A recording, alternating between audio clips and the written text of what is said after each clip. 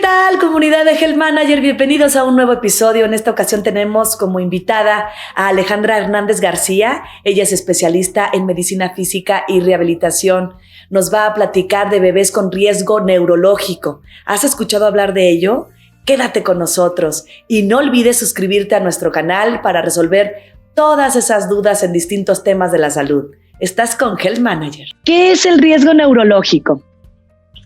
Bueno, cuando hablamos del concepto de riesgo neurológico, estamos hablando de un recién nacido que tuvo alguna circunstancia dentro de la vida que aumenta la probabilidad de que tenga un problema en el neurodesarrollo, así de simple.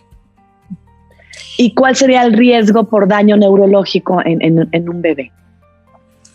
Bueno, aquí tenemos que hablar de factores de riesgo.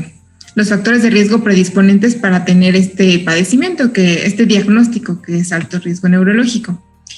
Los podemos dividir en el momento que aparecen. Pueden aparecer de forma prenatal, perinatal o postnatal, es decir, durante el embarazo o que sucedan durante el parto o ya después de que el bebé haya nacido. Entonces, tenemos que estar alertas en todos los momentos del desarrollo del bebé. También podemos clasificarlos de acuerdo, hay algunos factores de riesgo que son más fuertes, es decir, si están presentes es muy probable que podamos tener alguna alteración en el neurodesarrollo. Y hay algunos factores de riesgo que son más débiles, para los cuales necesitamos que haya más cantidad de factores presentes para que ya podamos tener alguna presentación inadecuada, ¿no?, de este desarrollo. Entonces, pues sí es importante mencionar algunos de los factores de riesgo más relevantes. Por ejemplo, hay que tomar en cuenta la prematurez. Los bebés que nacen prematuros, sobre todo antes de las 32 semanas de gestación, es un factor de riesgo importante. Tenemos los bebés que nacen con bajo peso y hay que considerar una percentila menor al 10 o que pesan menos de 1,5 kg. Ahí estamos hablando como de foco rojo. Pueden tener este mismo retraso del crecimiento uterino desde que están en la panza de la mamá. Y también hablamos de cuando los bebés nacen, les hacen una evaluación rápida que se llama APGAR, que es una evaluación que se hace en segundos por el médico que lo recibe. Y de ahí partimos para ver si el bebé necesita alguna otra intervención. Si estas calificaciones están bajas al minuto, también nos dan datos de que pudo haber tenido hipoxia neonatal. Si el bebé ya que nació necesitó ventilación mecánica o compresión positiva por más de 24 horas, o sea, oxígeno y demás, otro punto. Pueden tener hiperbilirrubinemia, es decir, que las bilirrubinas se suben y esto puede causar alteraciones a nivel cerebral. Entonces, entre más alto esté el nivel de bilirrubina, es peor. También si el bebé presenta crisis convulsivas, alguna malformación evidente, hay bebés que tienen agenesia, es decir, que no se forma bien alguna parte del cerebro o que hay hidrocefalia, alguna neurometabolopatía o cromosopatía, o sea, ya alguna alteración congénita, ¿no?, por la que vengan. Podemos hablar, por ejemplo, de un hipotiroidismo. También los procesos infecciosos van a ser muy importantes. Los procesos infecciosos hay que tomarlos en cuenta desde que la mujer está embarazada. Es decir, que si en un embarazo la mujer tiene infecciones de vías urinarias o infecciones vaginales recurrentes, ahí es un foco al que prestarle atención. O durante el parto, la mamá con fiebre o que tenga lo que diagnosticamos como coriamnoitis, o sea, infección en ese momento en toda la cuestión de la placenta y demás, o que el bebé desarrolle esa infección ya después del nacimiento. Casi siempre lo diagnosticamos como sepsis. Que la mamá haya tomado algún tipo de drogas. Y también hay factores de riesgo sociofamiliares, el que haya un nivel económico bajo, un nivel de escolaridad bajo, violencia intrafamiliar, todo esto nos va aumentando posibilidades de que tengamos ahí un bebito con riesgo. Me gustaría preguntarte si existen algún tipo. Bueno, sí hay bibliografías que lo pueden catalogar como alto riesgo neurológico, mediano o bajo riesgo neurológico, dependiendo de la cantidad y la severidad de los factores que estén presentes en el bebé. ¿Y cuál sería la causa?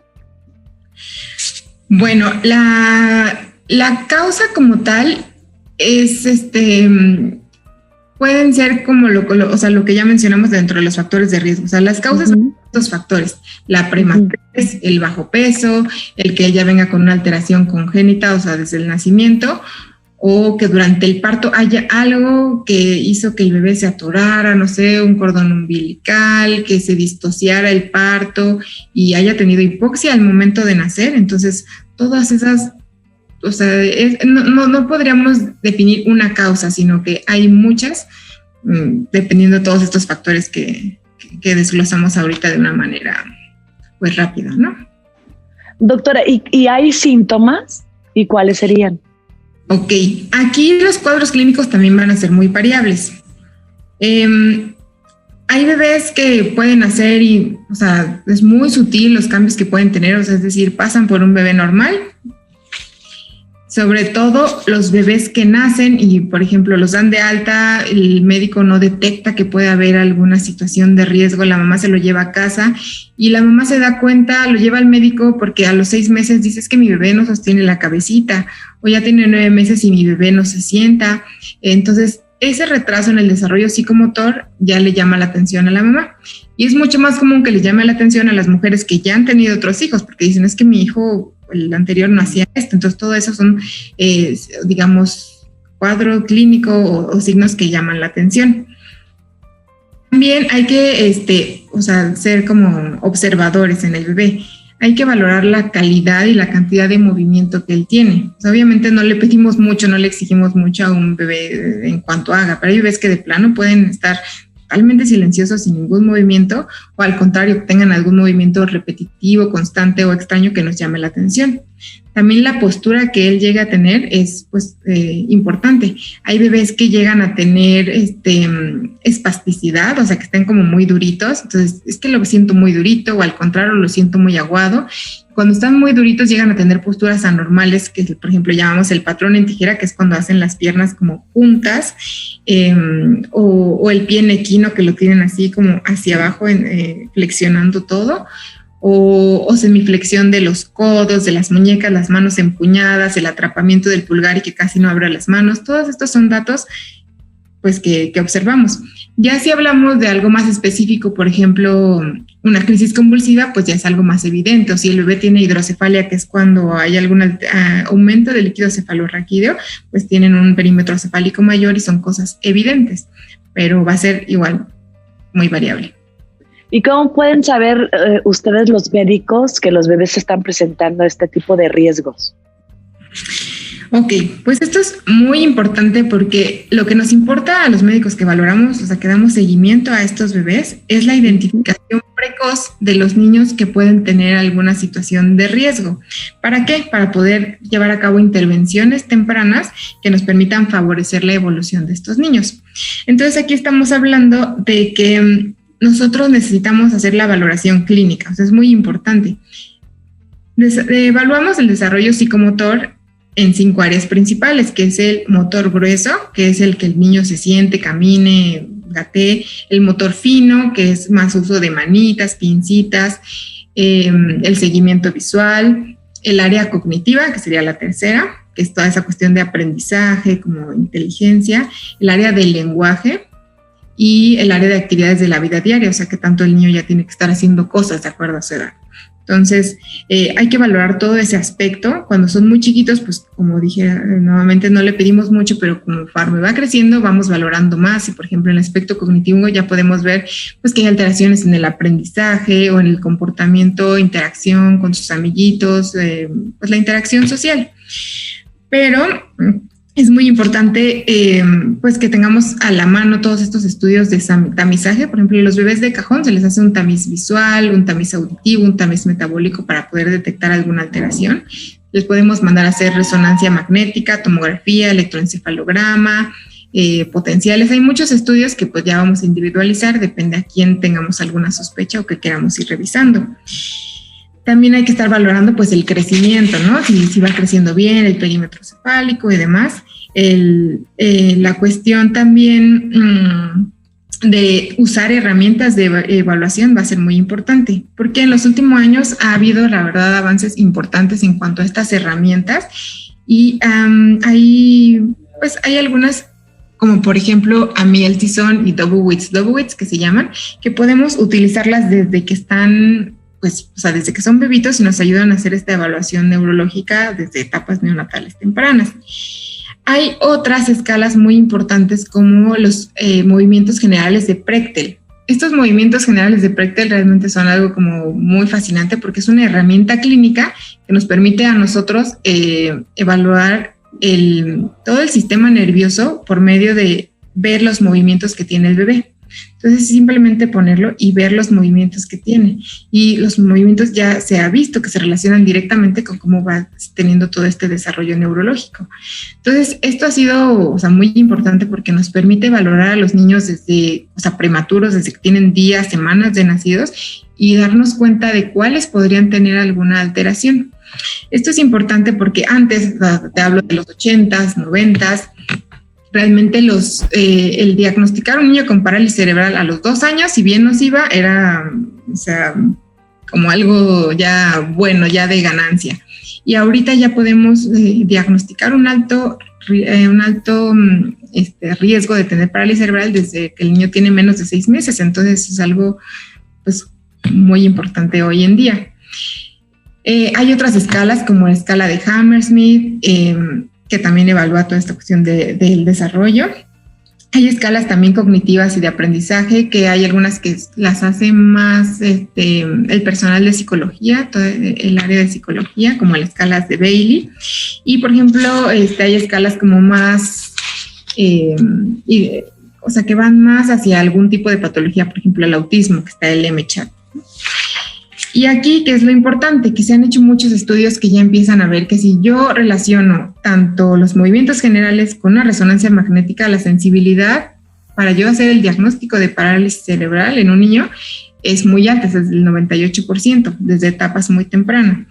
Pero claro, todo esto lo tiene que hacer un personal calificado. Platicabas de los diagnósticos, ¿cómo se diagnostican? Ok. Finalmente, el niño que va a presentar algún tipo de secuela, o sea, yo te hablo de un riesgo neurológico, o sea, dependiendo de todos los factores de riesgo que tiene el bebé, cuando nace o antes de nacer, etcétera. Pero de ahí voy a estarlo vigilando porque no todos van a desarrollar alguna alteración o secuela, pero va a haber algunos que sí. Entonces, los niños que finalmente van a desarrollar secuelas, los podemos dividir en 2 grandes grupos. Uno que son las tempranas, secuelas tempranas, que pueden ir de leves, moderadas a severas, y otras que son las secuelas tardías que ya vamos a ver hasta que el niño está en edad escolar. Si te hablo de las secuelas neurológicas severas, o sea, desde pequeños, estoy hablando de parálisis cerebral, que la he mencionado más porque es de lo más común y más estudiado, discapacidad intelectual, que antes se conocía como retraso mental, pero discapacidad intelectual, crisis convulsivas o algunas alteraciones somatosensoriales, como puede ser ceguera, hipoacusia, etcétera. Y cuando te hablo de secuelas neurológicas ya más leves, estoy hablando de un niño que aparentemente creció todo bien, pero ya que está en la escuela estamos detectando que hay problemas de aprendizaje, que tiene problemas de hiperactividad, que es torpe el niño, se cae mucho, no puede patear bien la pelota, no cacha, o tiene alteraciones del lenguaje. Entonces, son alteraciones, secuelas neurológicas pequeñas si las comparamos con una parálisis cerebral, pero nos pueden dar diagnósticos como es el trastorno de desarrollo de la coordinación, un trastorno de déficit de atención, y pues esto, aunque suena que es más leve, realmente sí conlleva un problema importante para el niño porque va a afectar su interacción y su integración de forma social y escolar, como con sus amigos, en la escuela, en el aprendizaje, y pues entonces es algo que también hay que darle, pues, su peso e importancia. ¿Y qué pronóstico tiene un bebé con este tipo de riesgos? Bueno, el pronóstico aquí va a ir más de la mano, de acuerdo a los factores de riesgo que vayamos teniendo. Y hay estudios que han evaluado, por ejemplo, que dicen, si el bebé nace pesando menos de 1,5 kilos, entonces tiene de un 12 a 15% de posibilidad de tener alguna discapacidad. En cambio, un niño que pesa menos de 1 kilo al nacer, se ha visto que tiene una probabilidad de 50% de tener ya una discapacidad. Entonces, así se han hecho ya algunas relaciones en algunos estudios para poder ofrecer un diagnóstico. Pronóstico. El pronóstico sí es algo que bueno que lo mencionas, porque es algo que a los papás les interesa mucho. O sea, ellos llegan y en el consultorio lo primero que te van a preguntar es, oiga, doctora, mi bebé va a poder hablar, mi bebé va a caminar, mi bebé va a ser un niño normal, y son preguntas que obviamente los papás, pues, eso es lo que les angustia y quieren saber. Entonces, sí hay forma de que nosotros, con todas estas escalas que te mencioné y herramientas, podamos irnos ayudando a decirles de forma fundamentada al papá si es muy probable, no es muy probable, y a darles un pronóstico un poco más específico. Porque este tema de riesgo neurológico es algo complejo, porque estoy englobando muchas pequeñas patologías, ¿no? Y, por ejemplo, si hablamos del niño que tiene parálisis cerebral, dentro de la misma parálisis cerebral vamos a encontrar una gama amplia de cuadro clínico. Ahí tenemos la clasificación de Gross Motor, que clasifica al niño de acuerdo a la severidad. Entonces, podemos tener un Gross Motor 1, que es un niño con parálisis cerebral muy sencilla, que tal vez pase como por una persona normal y tiene una pequeña alteración, hasta el niño que de plano está en silla de ruedas y no puede mover brazos ni hablar, que se babea y todo esto. Y pues todo esto nos va a ofrecer un pronóstico diferente que mencionar a los papás. Y las complicaciones, hablando de ellas, ¿cuáles serían? Bueno, pues las complicaciones aquí son las secuelas que mencioné. Las secuelas que el bebé puede, o sea, que ya que él va a presentar algunas secuelas, vamos a ver, no, pues mi bebé al final su complicación fue la parálisis cerebral, su complicación fue el trastorno del desarrollo de la coordinación, ya presentar como tal un cuadro clínico, ya tener un diagnóstico preciso. O sea, el hecho de que los factores de riesgo que tuvo para riesgo neurológico sí le hayan dado una secuela o sí estén teniendo repercusiones en su vida y neurodesarrollo. ¿Y cómo se trata el riesgo neurológico? Ok, pues aquí en cuanto al tratamiento, igual va a ser muy individualizado. Tenemos que valorar cada caso y de acuerdo a eso, pues ya abordar al bebé de forma diferente. Si yo te hablo, por ejemplo, de un niño que está en terapia intensiva, de que nació y tuvo hiperbilirubinemia, bajo peso, y tuvo su asfixia, etcétera, etcétera, y está hospitalizado en terapia intensiva, desde ese momento yo puedo empezar a hacer intervenciones. Obviamente están las intervenciones que hace el neonatólogo, sus pediatras y todo eso, pero yo estoy hablando un poco más de la intervención que podemos dar nosotros como médicos rehabilitadores. Entonces aquí pues nosotros valoramos desde la succión que tiene el bebé, a lo mejor hay que hacer intervenciones de terapia oromotora, o sea, de la boca. Podemos hacerles masajes neonatales que la verdad les ayudan bastante. Pues estimulación quinoterapéutica, estimulación múltiple, y todo esto va ayudando. Y pues se ha visto en estudios de revisión que ya que lo damos de alta del hospital, entre más temprano nosotros demos ese abordaje de tratamiento, ya sea, llamémosle terapia física, terapia ocupacional, pues hay mejores probabilidades de desenlace. Y ya hablando, pues en cuanto el bebé va creciendo, pues tenemos que ir abordando los problemas que van saliendo en ese momento y haciendo una terapia por objetivos, siempre por objetivos de acuerdo a la etapa en la que el bebé está y la evaluación que está teniendo. Entonces, si yo hablo de un niño que tiene su parálisis cerebral y tiene mucha espasticidad, es decir, que está todo durito, pues ahí ya voy a considerar específicamente pues a la mejor aplicación de toxina botulínica o medicamentos como el baclofeno o el diazepam para ayudar a disminuir esta espasticidad. Y, o sea, ya iremos como individualizando cada caso. ¿Y se puede prevenir cada uno de ellos? Bueno, hablando de prevención, pues si ponen atención a cada uno de los factores de riesgo que mencionamos, pues hay que cuidar que no aparezcan estos factores de riesgo, ¿no? Entonces aquí entra desde la planificación familiar, el llevar un control prenatal adecuado, el seguir las indicaciones médicas, el no realizar ninguna actividad de riesgo durante o antes del embarazo, es decir, obviamente consumo de drogas o que está muy de moda luego algunos partos con la partera en casa y que en la alberca y así, y pues sí puede llegar a ser una experiencia padre, no lo dudo, pero conlleva su riesgo, entonces todo esto hay que tomarlo muy en cuenta. Esto forma parte del aspecto preventivo con nuestro nene. Pero hay además estudios que están valorando algunas otras terapias alternativas. Por ejemplo, se ha estudiado el sulfato de magnesio en niños prematuros para ver la reducción de parálisis cerebral. Obviamente esto se hace en un ambiente hospitalario, pero se ha visto que el sulfato de magnesio sí ha funcionado como neuroprotector en estos niños. Es decir, que si nace prematuro y lo empiezan a tratar con este medicamento, ha disminuido la posibilidad de que el niño desarrolle una parálisis cerebral de moderada a severa. O sea, sí puede tener algún problema, pero al menos moderado a severa sí han visto que hay disminución, por lo menos de pues notoria. Entonces sí es algo muy importante que se está estudiando. Otro, por ejemplo, cuestión importante que se ha valorado es la hipotermia en los niños que nacen prematuros tardíos, o sea, no tan prematuros tardíos o de riesgo o de término, pero que tienen encefalopatía hipóxico-isquémica, o sea, que tuvieron asfixia perinatal. Con ellos, si lo detectamos en las primeras 6 horas de que el bebé tuvo este riesgo, tuvo su encefalopatía y yo le doy este tratamiento con hipotermia, sí puede disminuir de forma importante el que él desarrolle un riesgo neurológico.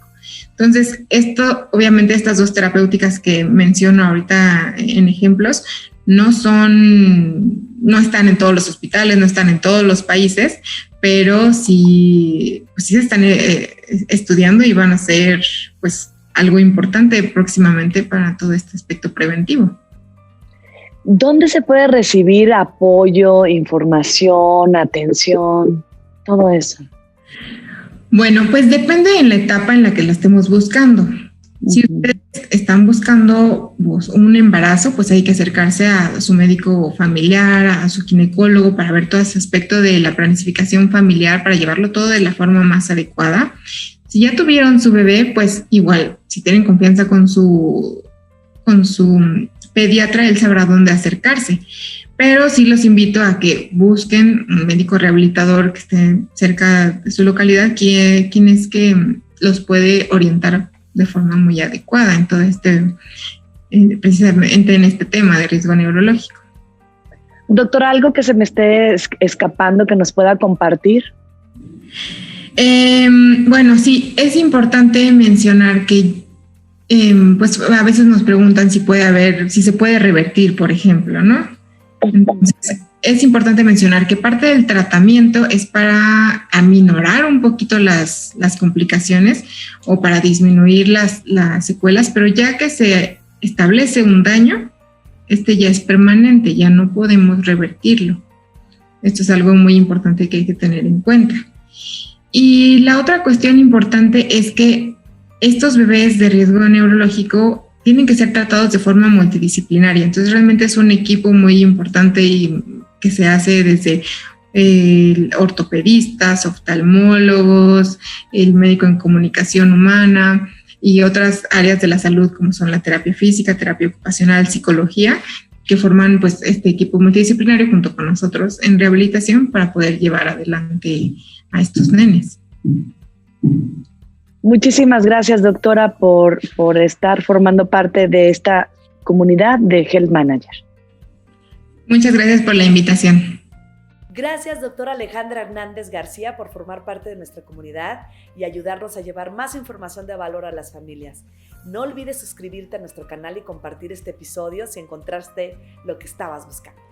Nos vemos en el próximo episodio.